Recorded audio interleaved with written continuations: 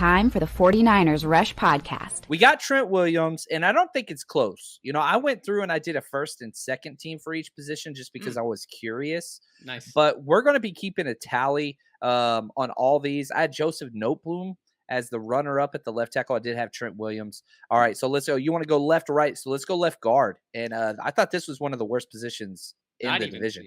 Absolutely. Hands down, for the entire division, if we're once again sticking to the PFF grades, the highest graded guard, overall 68.4.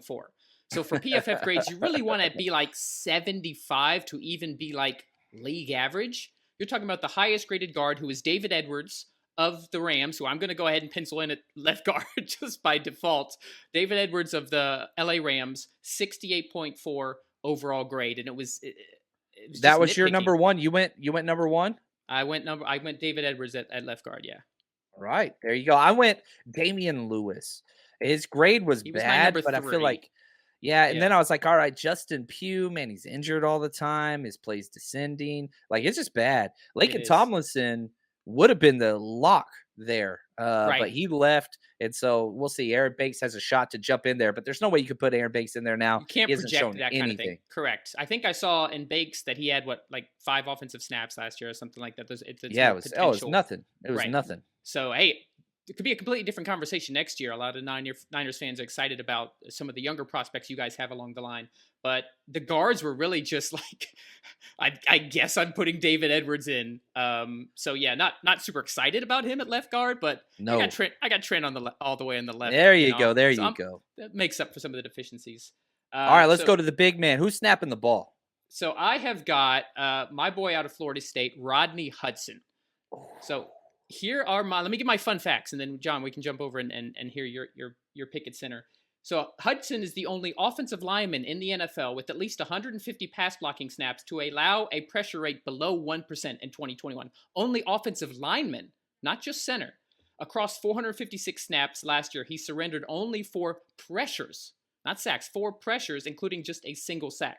And over the past decade, if we're looking at a wider angle, his 1.4% pressure rate leads NFL centers with at least 1,000 pass blocking snaps.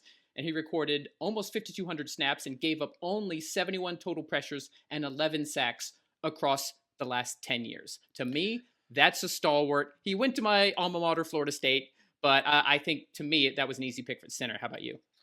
Yeah, I had him number 2, and I thought that his play kind of went down a little bit, but it was close. I had it between Brian Allen of the Rams and Rodney Hudson there of Arizona. And again, you did a hell of a job, staking your claim. And I love Rodney Hudson of old.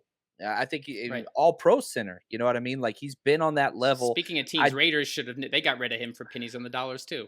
Yeah. Whatever the Raiders do is usually bad. Having said that, they appointed their president, a female very first president. And let me I need to do a little bit of research because I don't want to be disrespectful. I think that this is incredible. I love things like this, and I think that it needs to happen. So shout out to Sandra Douglas Morgan. Yeah. That's her name. And apologies for not knowing her name right off the top of my head. I don't follow the Raiders. I'm glad you brought it up, John. I'm glad you brought it up. That's incredible. Phenomenal news.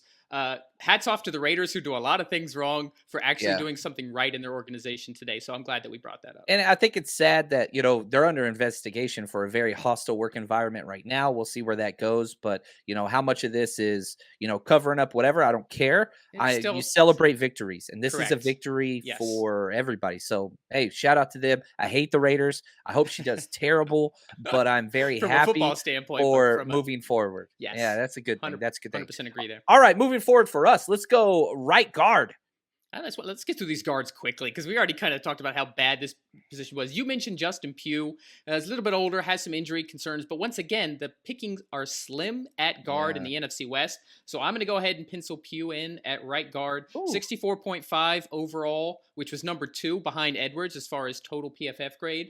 A little bit better of a pass blocker than Edwards, but not as good in the run block. So they kind of balance each other out a little bit.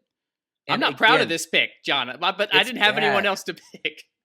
The 2 that it came to, I kind of took a different, and again, This is what happens with the Pro Football Writers Association. They all have their own criteria. They're allowed to do whatever they want. I didn't want to change positions. So I just looked at left guards for left guard and right guard for right guard.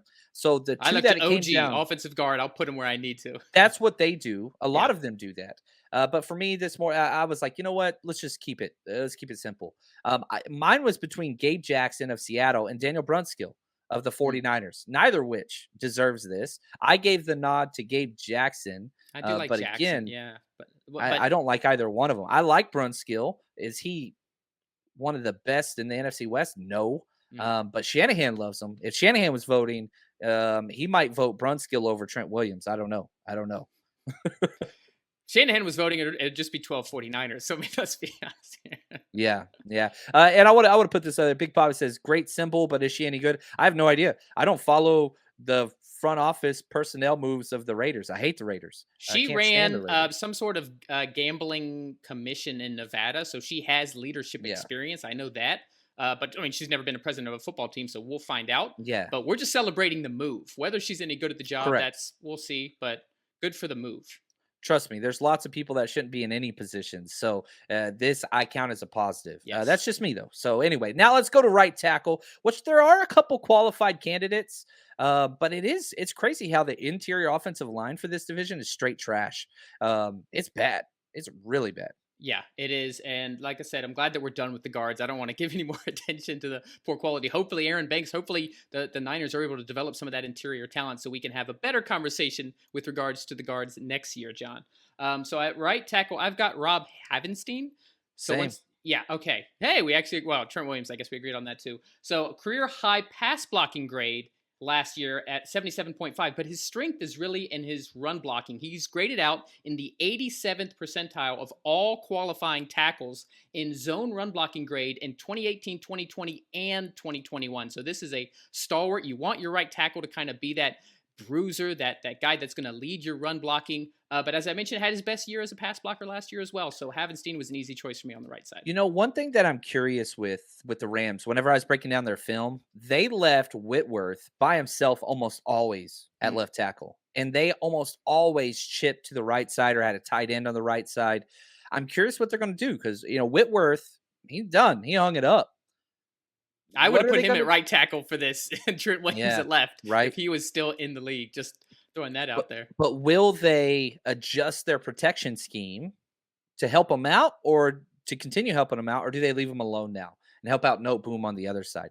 But I had Havenstein, my first team as well. I had McGlinchey as the runner-up who's going into a contract here, coming off an injury. Sure. So that's important. But, yeah, that's kind of where I had. So, real quick, just to summarize his first team, Brian's first team O-line, he had Trent Williams, David Edwards, Rodney Hudson, Justin Pugh, and Havenstein.